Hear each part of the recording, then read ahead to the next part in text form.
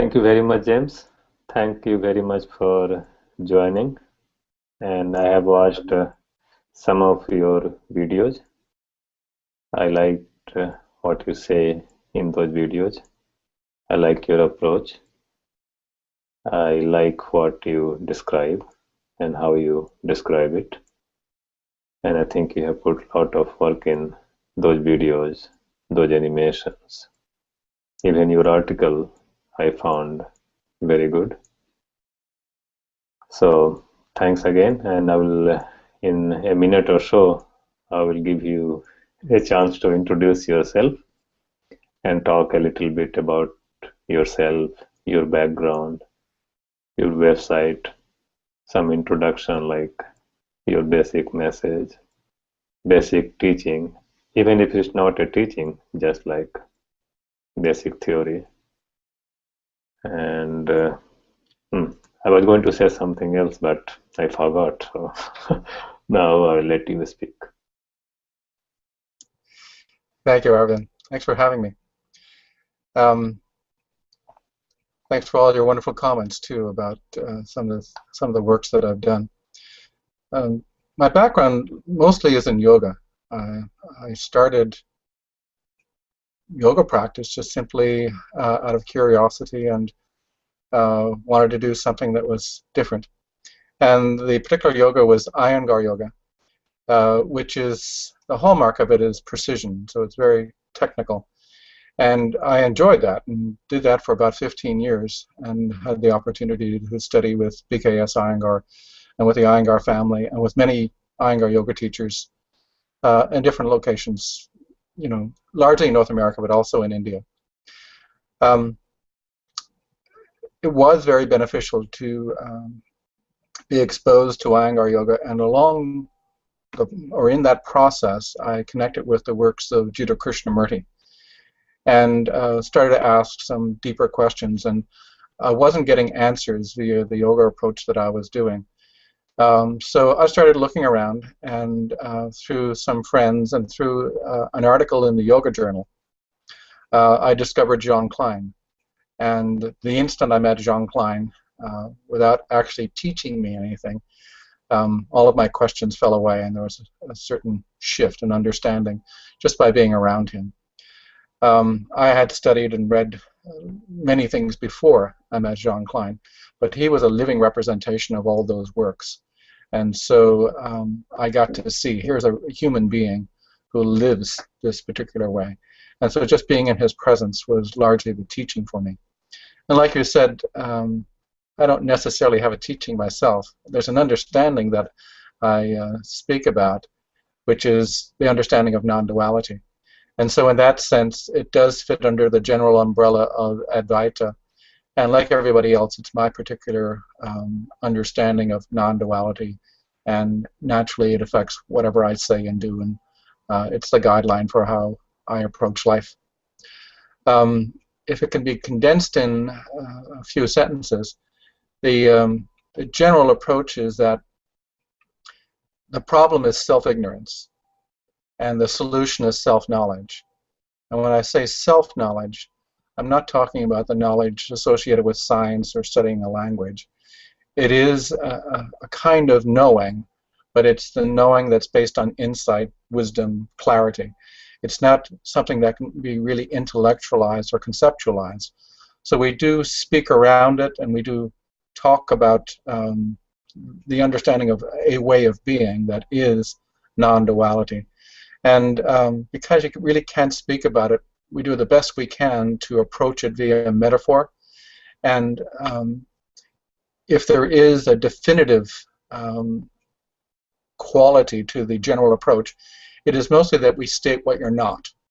And by being really clear about what you're not, then in a certain way there's something that is still there. And so it's like dancing around in a circle but never actually going into the center. So the center is the understanding that unfolds by defining what you're not and getting really, really clear about that. And when you're clear about what you're not, then you don't hold it intellectually anymore the way that it may have been held previously. And yet there is still a continuity to being. and there's a knowing that knows itself. And that would be the understanding of non-duality. Thank you very much, James. And again, very clear, very good. And I think you have been very lucky, or you say, I mean, grace has met you in many different forms in yoga, which I think is superb. I mean, my feeling is that once you are cured at the level of body, mental problem also pretty much go away. And then you read some great teachers like the Jiddu Krishnamurti and met a great teacher like Klein. So you have been very, very blessed. And so I think you have been lucky in that respect. So one thing I was going to ask you was that I see, I mean, your ID or name as Nisarga. So if you can say something about it, why you chose that ID, or what is the meaning of it? Yes, Nisarga means without parts. And the inspiration to choose this name is from Nisargadatta Maharaj, who is an Advaita teacher, a person who is, he's most well known for a book called You Are That, or I'm sorry, I Am That. And it's, it's kind of a key reference for non-duality and the Advaita Vedanta approach to the true nature of being. And so I kind of like Nisargadatta because he's a bit radical. It's not the typical picture that one has about a spiritual teacher, and yet this person is very clear. And that work, I Am That, and other work books which are really transcripts of his teachings, it's a very clear voice. And so I like the term because of what it means, meaning without parts. It's another way of saying non-duality. And I like it especially because it's connected with Nisargadatta Maharaj, whose teachings I very much appreciate. So one of my friend, I mean, he talks about that reality, realization, awakening, or truth. I mean, talking about it is like talking about health. So if you start describing health, usually you can only describe it in negations. Okay, you can say that, okay, you don't have that disease, you don't have that disease, you don't have pain, you don't have ache, you are not depressed. So it's usually not this, not that, not that. So basically, you cannot really describe what health is. Health is something that you might feel. And when you feel health, it is something like not feeling. So whenever you are feeling body, you are feeling usually because there is some ache, some pain, some kind of sensation. Otherwise, the body has no problem. It doesn't have any need to communicate to you, to consciousness, to brain, to awareness, whatever you want to call it. So that channel, that feeling is silent. So that's why even in enlightenment, realization, you can call it peace, you can call it beyond concepts, beyond words, beyond ego, beyond ID, because all the communication that is happening is kind of a disease, a problem. That's the only thing that is being communicated. Once all of them have disappeared, basically what you have is silence, peace. I mean, it's hard to describe it in words. And maybe when you met Klein, you felt that silence, that peace, more than what he said, more than what you read. Even people around Ramana Maharshi reported to have felt same thing. He spoke very little, but in his presence, even their own thinking, their own mind, their own logic, intellect started falling out. So, whatever you want to comment on that. Yes, Arvind, thanks. That's a good analogy. The understanding of health and dis-ease. So if you break the word dis-ease up into those two words, dis-ease, then you're quite right in terms of the experience is when the body is healthy and when the mind is healthy, then there is no disease. And so silence in that way is experienced as a beingness that is not disturbed in any way. It's not diseased in any way. And that's a real pointer to our true nature. And you're quite right about Jean Klein. Much of his so-called teaching was silence itself. When he spoke, it was really clear that these words are arising from silence. And the way he behaved and spoke was such that it didn't break the silence. There was speaking, there was teaching that was quite profound, and yet there was always this quality of silence and an invitation to be that same way, so that in the listening there was just that, there was silence. And then the experiential quality of presence that is available around such a wise, sage-like person as Jean Klein, that is really the teaching. And in the way that you just spoke about health, one can approach it in that kind of way to see, well, what is it that is being experienced? In so-called good health, you could say there's no real experience. The nature of our being, it has an organic memory of perfect health. And when there is the yoga, which I describe as resonating with or union with the true nature of being, well, if there is this resonance with this organic memory of perfect health and well-being, then that's experience of silence, of stillness, and there's a spacious, open, empty quality to it. So in all of those ways, the analogy that you're using about health and the way it manifests, both for the physical form and psychologically, there's no suffering, there's no disease, there's no disorder, there's simply resonance with the true nature of being. In another word, that's non-duality. That's the living experience of the non-duality, and that's a way to so-called taste it.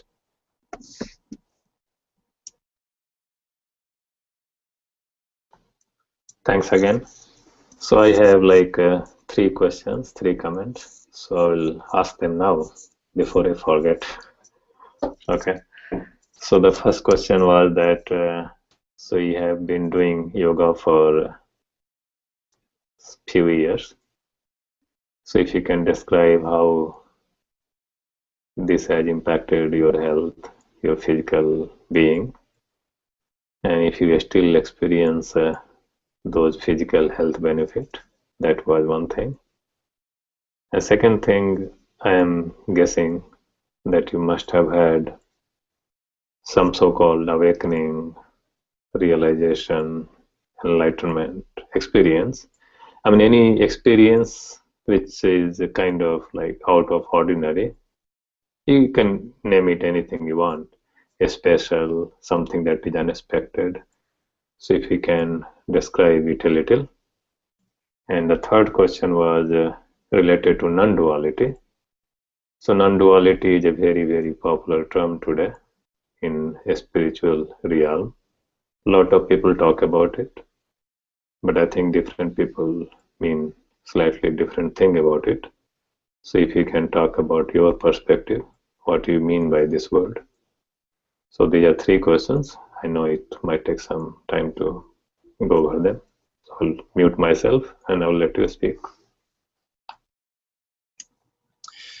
Thank you, Arvind.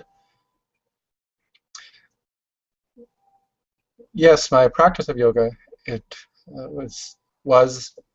has been, and is very beneficial physically, psychologically, and in every other way. What I remember was I had been doing different kinds of exercises, some physical approach, to health and well-being. And a friend of mine who I was exercising with told me about a yoga class that he'd gone to, and he was raving and raving about this yoga class and this particular teacher and how different it was. And to be honest, I wasn't interested at all, because I was really focused on the exercise that we were doing at the time. But then he said these magic words, and the magic words were, there's a lot of nice-looking women there. And so, you know, being a young male, that intrigued me, and I liked the idea of something different, and to be able to connect with, you know, some women, and particularly women that may have a slightly different perspective on things. So we're going back quite a little while in time now, because this is in the early 70s, or 72, 73, maybe, in around there. So I was pretty young, but quite interested in what my friend had meant by a lot of nice-looking women. And so next day, literally, I was in that yoga class. And yeah, it was true. There were a lot of nice-looking women there, but they really weren't interested in me. And fortunately for me, though, the actual practice of the yoga was like coming home. It was physically quite challenging, but it was very different, and I hadn't done anything like it before, and I knew intuitively there's something really worthwhile in this. And especially when we did, after a couple of weeks, I learned to do the shoulder stand pose, Salam and there was something very profound that happened when the very first instant I did that pose. And there's a quality of caring, nurturing that I still feel today when I do that pose, and you know, this is like 40 years later. And so I was very, very lucky, as you've already mentioned, that I came upon certain things in my life, yoga being one of them.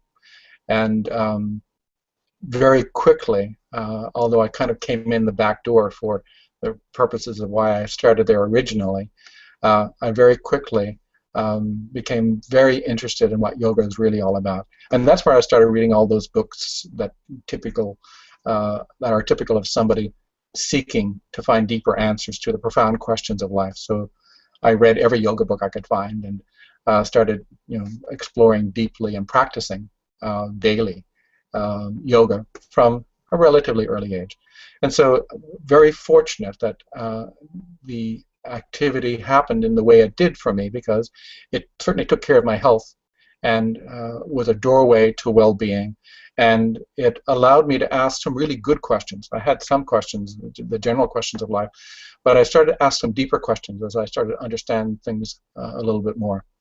And I still practice today. I teach yoga somewhat from time to time, but I also do my own practice, and I attend other classes with other teachers as well, because it's really practical. It's hard to get a better group of exercises or activity that is like yoga. You know, the asanas of yoga, the poses, they've stood the test of time. They've been around for thousands and thousands of years. So there's a reason why they've been around for that long.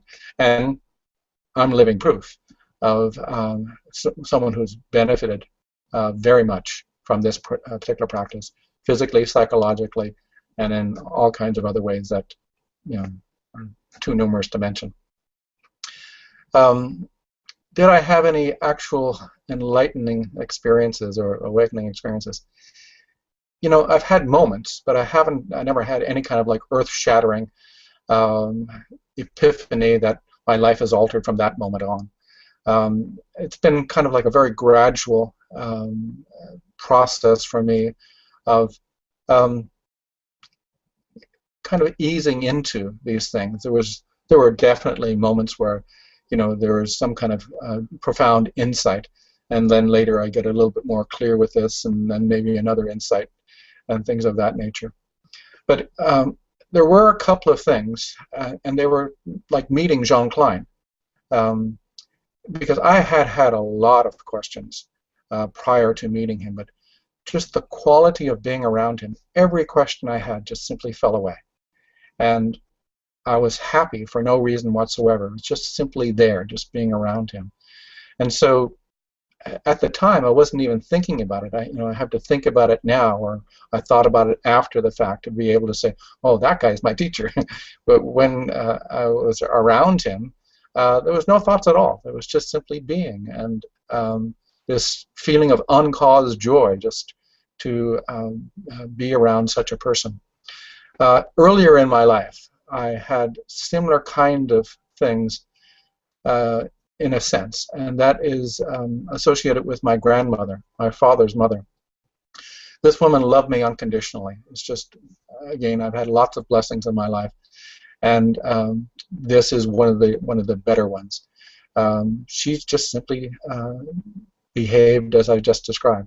She loved me unconditionally, and it was a great benediction for me to have had somebody so close to me that was the living example of unconditional love. And even in my young formative years, I didn't really understand this, but I knew that there was something about her way of being that was extraordinarily special. And I benefited directly from her way of being. So there was a teaching there in her approach to life. She wasn't obviously trying to teach me anything specifically, but her way of being was a teaching that had a profound impact on me. And it was, when I look back on my life, I can see that when she died, I made a vow. I literally made a vow to myself. I wrote it down. I was 14 years old, that I wanted to understand what she understood and what is it about her that caused her to behave this way. So I knew that there was something really worthwhile in her approach to life itself. And when I again look back, I can see that every decision that I made, the connections with yoga and the questions that came about, and all the choices that I made in my life had to do with resolving that vow to understand this. And then meeting John Klein. John Klein was like the male version of this grandmother of mine. They even somewhat look alike. And I met John Klein near the end of his life.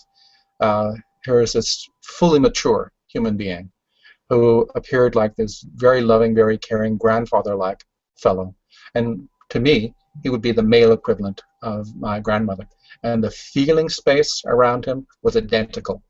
So I knew that this was the answer to these vows that I'd made, or this vow that I'd made many, many years ago. And that's why all the questions fell away. So I certainly did have some kind of awakening experiences, but there were no bells and whistles or anything of that nature. And this ties right into my understanding of non-duality. And the understanding of non-duality is that there simply are not two things. There's no Janes to be enlightened. So the whole process of pursuing, well, that's generally called seeking. And so the seeking is really the problem. That has implications. What's implied in it is that I'm not there now. And then there is the two things. There's me, and then this understanding of enlightenment or Advaita or whatever non-duality is. And I have to come to that understanding. So there is built into that a separation. And again, I'm meeting Jean Klein. Here's a person who really isn't a person at all.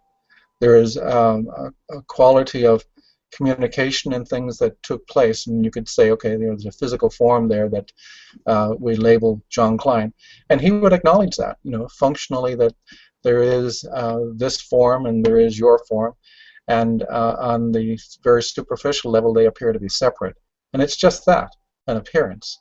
But the teaching and the understanding and the way of being that's not betrayed at all by somebody who really understands is not really a teaching. It's not a teacher-student relationship. There's just simply not two. And the celebration of being that the so-called two people who would understand this, the way that they interact is a very different quality of relationship than what I call the object-to-object relationship, which is very common. It's the way that most people behave, because the average person, again, like I was saying earlier, does not understand the true nature of being, and then the approach is to understand, well, what you're not. And the object-to-object relationship is clearly what you're not, because the understanding that most people have, if you ask a random selection of human beings what their experience of life is, they typically will identify with their body and say that, you know, I'm here located somewhere within this body, and I'm a separate individual from the world of objects, from other people, and they describe an internal separate self and an external world that they experience. So they experience duality, and that's the nature of the duality.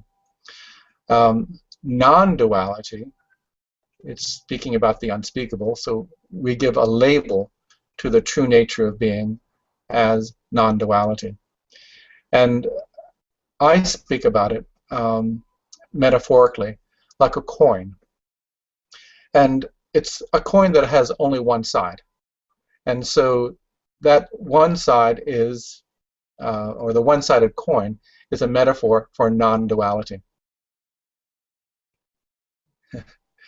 And when we think about coins, the way that I illustrate this is I ask a person to take a coin, take a look at it, and then put it into the palm of your hand. So it's lying flat in the palm of your hand.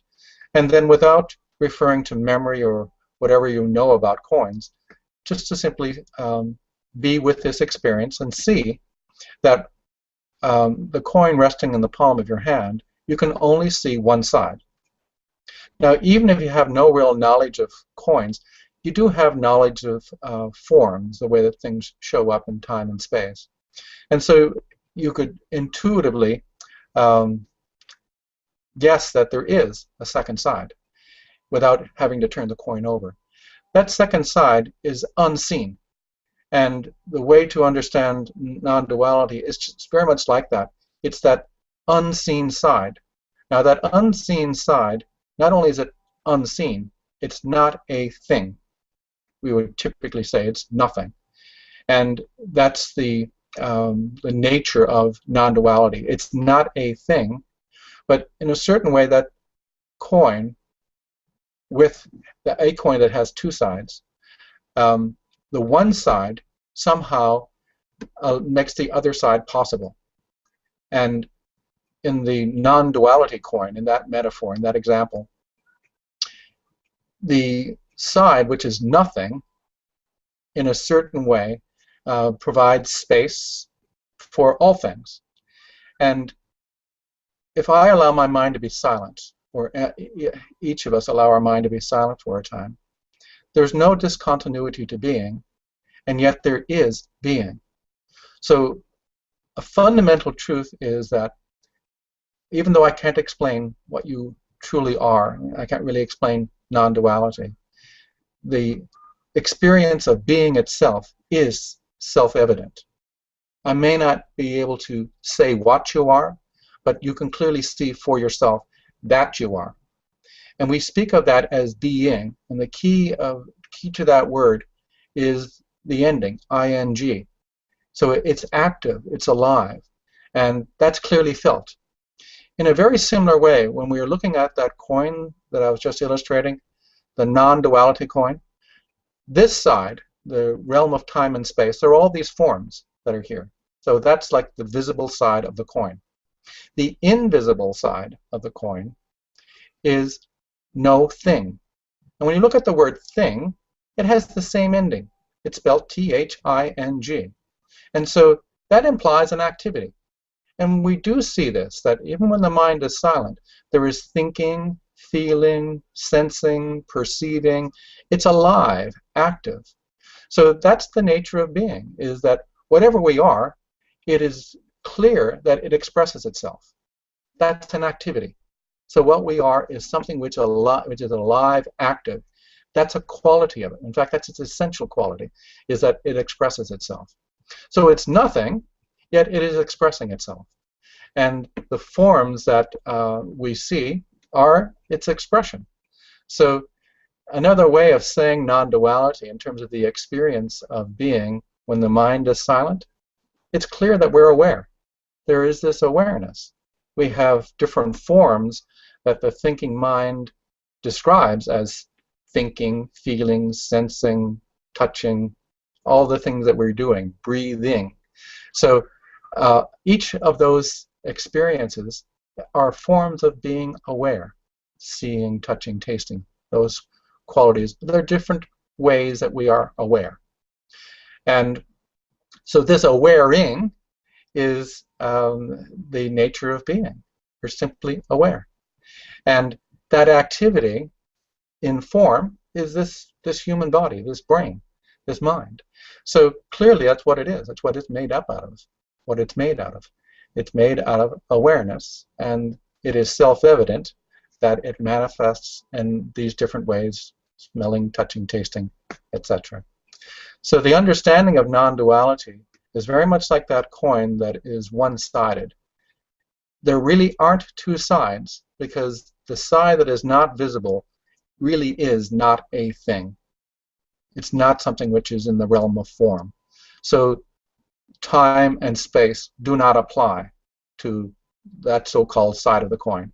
And I'm only speaking about that so-called side of the coin for the purpose of being able to say anything about it at all.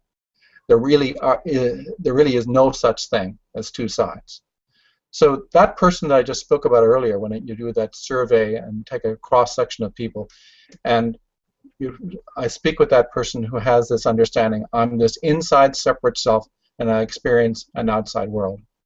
So when I tell that person, look, this body that you say that you are, you sense that in the same way you sense all these other forms. So what is it that sees that?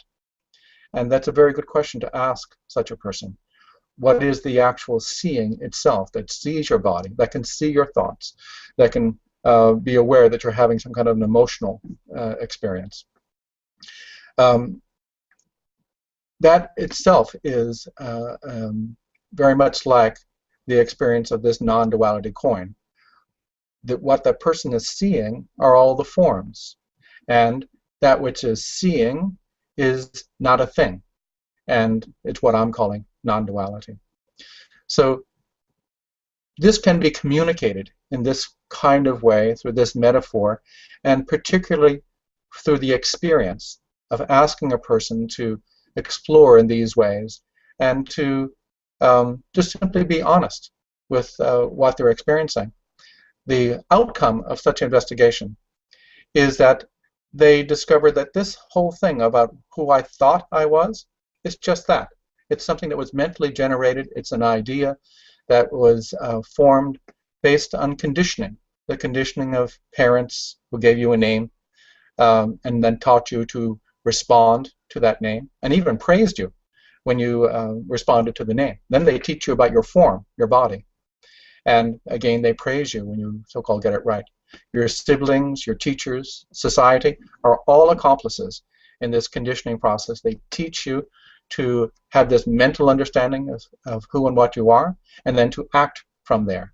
And so this identity is formed, and it's very deep-rooted. It is there in the realm of time, and it's there in the realm of space. So people have this idea that they exist in time, and they feel that they exist in space. And what that idea is just that. It's an idea. So when we can see that it's an idea, we can see that ideas, well, they have their place. There's nothing really wrong with ideas or concepts. We can use them in very functional, practical ways. For example, I'm doing it right now. When I'm talking about non-duality, I've made an idea out of it. Now, I know the idea is not real, but I am using that term to be able to speak about it at all. So in that way, the concept of a personality, my responding to the name James and connecting with this body, that has its place. In the realm of form, it's very functional. Yet, when I investigate and look for this James that I think that's associated with his body, I don't find an inside self that experiences an external world. I only experience seeing, awareness. And even though it may be said that that's my true nature, seeing or awareness, I have to be really careful that I'm just not making another concept out of this, replacing one concept with one that seems more subtle and more profound. Oh, now I'm awareness. Now I'm enlightened because I know myself as awareness. The two sides of the coin really are not two. The substance of everything literally is awareness, in the description of it. But in the experience, there's just simply being. And being shows up as this touching, smelling, tasting. It's extraordinarily simple. And in some ways, that's why the thinking, reasoning mind can't quite get it, because it really is as simple as being. And in a very real way, what happens when one explores all of this self-knowledge, the deepest understanding is a returning to innocence. And again, in my particular case, I was very blessed, because it was just like when I was a younger child hanging around with my grandmother. It was very much like that, and it's very much like that today. And, you know, I'm one of those people that had the extraordinary blessing of having this twice in my life, with my grandmother and with Jean Klein. So, as I've said a couple of times, and what you have said, I've been really, really fortunate, and I'm well aware of that. Okay, thank you very much, James. Very well said. So, I have few things to say. I will try to make them short because they're kind of long. So I will see if I can complete them in like few minutes. So because you had so much yoga experience as well as meeting with many teachers, also you read many books, that was the reason I asked you about awakening or realization experience. Because how I came into spirituality, or how I became interested in it, was slightly accidental. So what happened was, long time back I read somebody whom I thought was speaking truth and really knew. So I basically trusted him, not because he asked me to trust him, but because what he said, what he wrote, sounded true to me. So he said that enlightenment, realization, awakening is very rare. He said that any time in world, maybe there are 7 enlightened people. And it's not something that you can cause. It's not something that you can, it might happen if you try this lifetime, maybe next lifetime also try. Maybe you keep trying for 50 lifetime, maybe it will happen. So I thought, okay, I'm not even sure about this lifetime. What control I have on what I'm going to do on next lifetime. I don't even know what I did in last lifetime. So anyway, so I never looked for any enlightenment, realization, awakening, nothing. I simply assumed that it might be something wonderful, but it's something that is not going to happen, so why bother? So it's not something that I look for. And I went to India. I met a guy whom one of my relatives praised. He said that this guy is special, his eyes are glowing, or he has some special Shakti, a special power. He looked pretty ordinary to me. He's not even well known. His name is, I'm pretty sure you haven't heard of him. Not many people have heard. He's he's not famous at all. His name is Arvind. Anyway, so I met him once, and so he basically put his hand on my head, and he said that he had transferred something into me, and he had awakened my first chakra. So I said, whatever. I didn't ask for it, and I didn't really feel anything, and I didn't really know what he meant, and I definitely didn't feel anything special around him, the way you spoke about John Klein. I didn't feel anything special at all. He talked about few things, and most of them sounded illogical to me. So you can say that I wasn't I wasn't trying to argue with it or debate it, but I wasn't. You can say I wasn't very impressed, but I wasn't looking to get impressed. I was just meeting him as a friend, so that's fine. But when I came home that night and I slept, very early morning, just before waking up, I did feel something very different in so-called first chakra place. Something that I never felt before, something that I have never felt afterwards. An entire day, some kind of energy kept flowing through my body. and so much energy like kept coming to my fingertips that it was very unusual, and I had to somehow dissipate it. So I would like I felt as if like I should touch everybody or like shake hand. If nothing, then I'll just touch my body. So basically, I was trying to discharge myself. Anyway, so that happened. And this guy he made a prediction about himself. He said that basically in 2.5 years or 3 years, he will get a great enlightening experience, great awakening experience. And he had also said that I have transferred all I have spiritually into you. And at a spiritual level, basically, now there is no difference between you and me.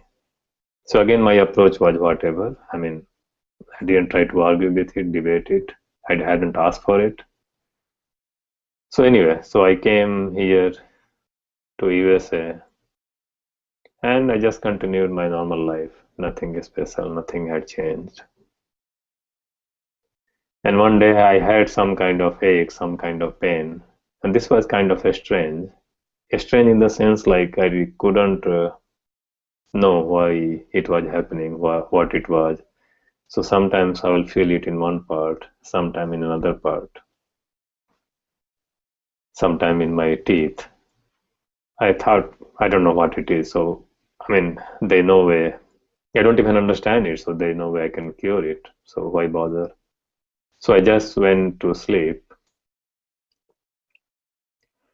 And after I slept, I don't even know what time I woke up because after some time, I don't know after how long time, I realize that I'm already awake in a sense like my eyes are open and I'm aware of everything in a sense like I'm awake, physically awake. But for whatever duration, I had no idea that I was physically awake. So there were no thoughts, there were no dreams, there were no feeling of the body, no stress, no strain. So no physical, I mean, so I'm physically awake without like usual mental, psychological or thinking feeling of being awake.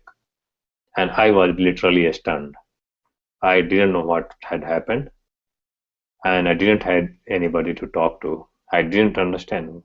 So my first feeling was that I'm going to die basically. I thought maybe this is how you feel when you are really going to die. And that was very strong feeling. I thought I am gone basically, and I didn't know what to do about it. So anyway, and I went to bathroom and I closed the door. So once I closed the door, I started hearing this like, I started feeling as if the entire space around me is buzzing with like very high intense energy.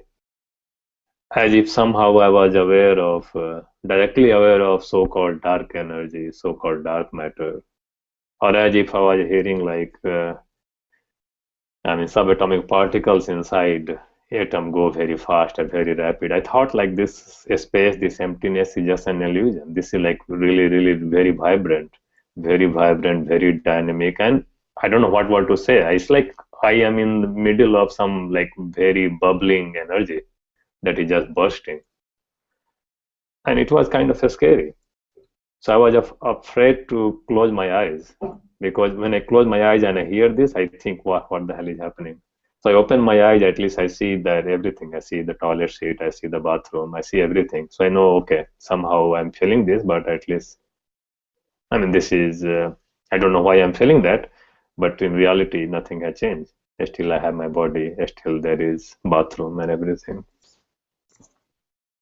After some time, I had to go and do laundry. So I started walking, and now I don't feel my body at all. So my body not giving me any signal. So usually I feel this thick, solid, dense body. Now I feel no body at all. I feel there is no real difference between the space that is called empty, non-existing, and the body that I can see and that looks solid. I feel that I am just part of that space, and I feel as if I have no weight, nothing. I mean, I don't get any sensation of body at all. And that was again very stunning. And it was magical to me that I can still move my hand, I can like do things, and I don't get any like, so I do this, but I don't get this feedback that this is my body or this is I'm doing. This is as if like I have entered some kind of robot, and when I say something to robot does, but robot doesn't somehow like feedback to me that, oh, this is you actually. And all the thing was stunning. I mean, and that's what basically started me into spirituality. So first I read all the symptoms of cancer, AIDS, any disease that I could find terminal. I even read about effect of drugs, everything. I started reading about brain, and I also started reading about spirituality. I started reading like Ramana Maharshi. I mean, before that I heard Ramana Maharshi name once in somebody else's book actually. I didn't even know who he was. Nisargadatta I have never even heard of him. So I started reading them, trying to understand. So that's why. Because you had this yoga experience, because you have been to guru. So I thought, okay, once you describe something, I will ask you. Maybe you can relate to it, or maybe you can comment, or maybe from your perspective, you can say how it happens or what it is, anything. So that was basically why I asked that questions, and then I'll quickly say something about what you described non-duality. So an analogy of a coin I like a lot, is pretty good. So one analogy I had was basically, see, there is a dancer and there is a dance. There is a musician and there is music. There is a flute and there is a sound coming out of it. So you cannot say that this sound exists, because this sound is very much dependent on the flute, dependent on the person playing the flute. It's not separate. You cannot say that, oh, this sound has its separate existence. It doesn't. It's only the whoever is playing it is playing it. You cannot even say that sound doesn't exist, because it clearly exists. You can hear it. It might be pleasant, it might be like not pleasant, but it does exist. But it doesn't exist independently. So what I call this body, that body, this self, everything. So everything exists in a similar way. So it exists because it clearly is, just like the sound that is coming out of a flute. But it doesn't exist because it's not independent. Just like the sound coming out of flute or dance of a dancer, this thing is not, neither is independent, nor it is separate. Nor it exists, nor it doesn't exist. So even at the form level, even at the thought level, or even at the mental level, consciousness level, it's not that easy to describe it. Because in one way it is separate, in the sense like even if the sound goes away, the one that has sung it, one that has played it is still there. It's not affected by it.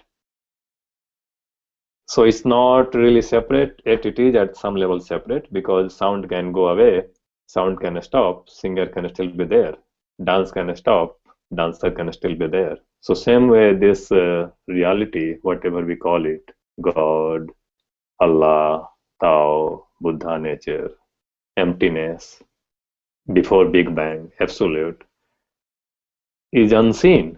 We don't see it, but actually everything that you see is this dance, is play. And everything that exists is not ever separate from it, is not ever independent of it, yet it can exist without any of that. So that was what, that is what my understanding is. So again, I know, like, I try to summarize it, still I know I took some time. Okay, so thanks a lot. Thank you, Arvind. I'm going to start with what you were just speaking about first. I use the same metaphor of a dancer, and what I say is the dancer is the dance. So if you go to a dance performance and the dancer doesn't show up, there's not going to be a dance that evening. So literally the dancer and the dance are the same thing. It's the nature of a dancer to dance. The dancer expresses herself or himself by this activity we call dancing. And so clearly the two are not two. But again, we're doing the best we can to speak about these things, and so we objectify these things to be able to speak about them at all. Another metaphor that I use is a river. And the commentary I was making earlier about a person who has identified themselves as a separate entity, the personality. Well, what I said already is that the personality, it's an idea. It's not really an entity. But you could see how this entity forms through this analogy of a river. So you have a flowing river, and there's an obstacle like a large rock in this river. And then just downstream from the rock, there's a whirlpool. Now, the whirlpool is a localized, limited, temporary form. And as a form, it's there. It's true that there is this form. But clearly, the substance of the whirlpool is the river water that's flowing. And it's just simply flowing in this orderly pattern. So, the physicists, scientists have proved that what we call matter is simply energy functioning in a pattern. And so here, energy is the motion of the river. The pattern is helped by that rock, which is a metaphor. It represents the conditioning of society. Society, your parents, siblings, teachers, they teach you to identify with your name and with your form. And so you start to identify with the localized, limited whirlpool. And the truth is, it's all water. Now, your experience, what you were just describing a moment ago, that experience, well, there is this body, and you're alive and awake, but you're not alive and awake in the same way as you were before this particular experience that you just described. And that particular experience, yeah, it's really strange. And so the strangeness of it, because it's not known, the thinking, reasoning mind typically has fear associated with that. So experiences of that nature are mixed in a variety of ways. One thing that's often a part of it is the fear, and the fear is because the thinking, reasoning mind doesn't know this experience and is afraid that it may die or makes catastrophic conclusions based on something that it has no idea about.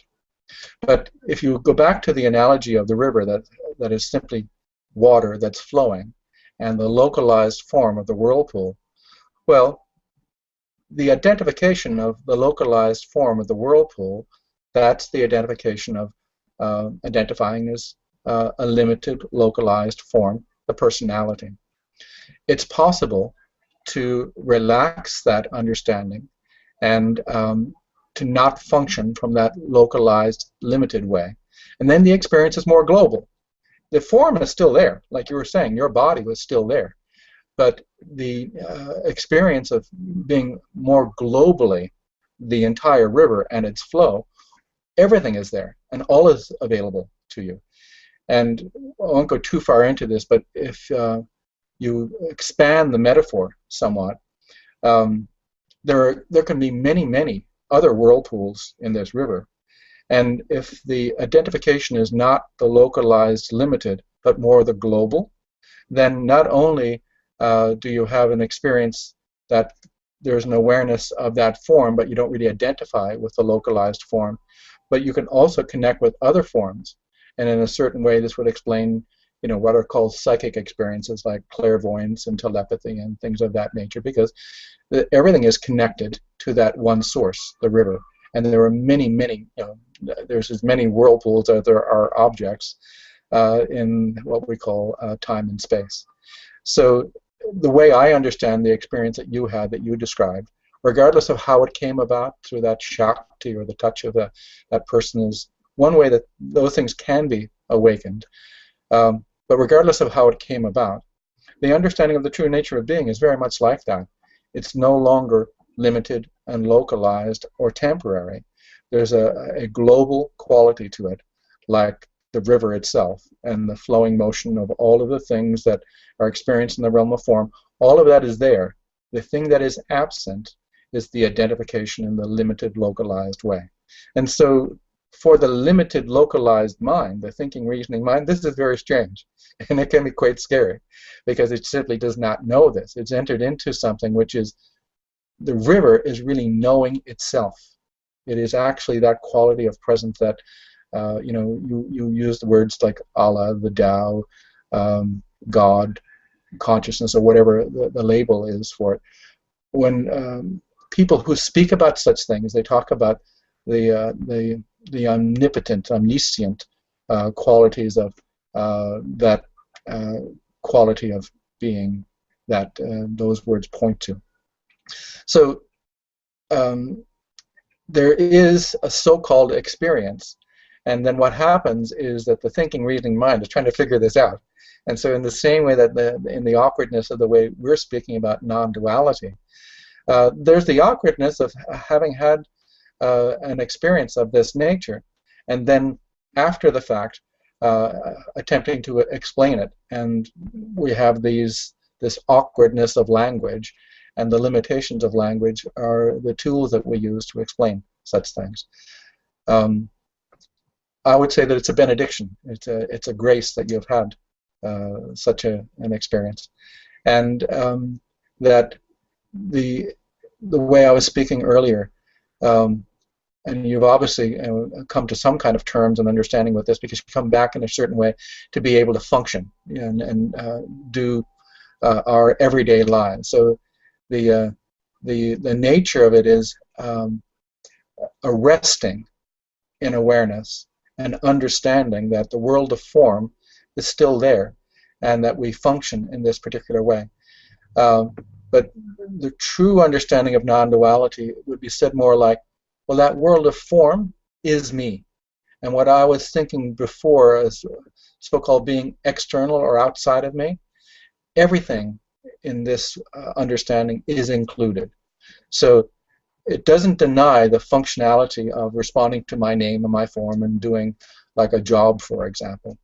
But the understanding of the true nature of being is such that nothing is left out, and that the substance of being is everything. So all these forms, the understanding is such that the word external does not apply. There cannot be those two things, internal and external. There's only this. And then the way that the sages, like Nisargadatta, say is, I am that, or tattvamasi, that thou art. Okay, so thank you very much again, James. So I think we'll conclude it in like a few minutes, maybe about 4 or 5 minutes. So if there is anything like any concluding remark or anything about how people can contact you, how they can reach you, and I'll also list your website, and if you want even your email in the video summary. So any concluding remarks that you want to make? The only thing I really want to say is thank you. Thank you for sharing your experience. Thank you for the opportunity to share mine and to connect with you. I find that this is the first time I've done something of this nature. I find the technology amazing, that these forms can be in such faraway places and yet connect. So obviously the technology and the fact that it can happen, I think, is another one of these extraordinary examples about the nature of being, and that in a certain way it's a living example. But the content of what we're sharing, I think, is very worthwhile, and that from my end, and I feel the same kind of thing from your end, that's just simply that we share with gratitude for having the grace of being blessed with such understanding, and the only thing that we can do to express our gratitude is to share it with others. So it's something that's given from the heart, and it's offered with love. So thank you very much. Namaskar.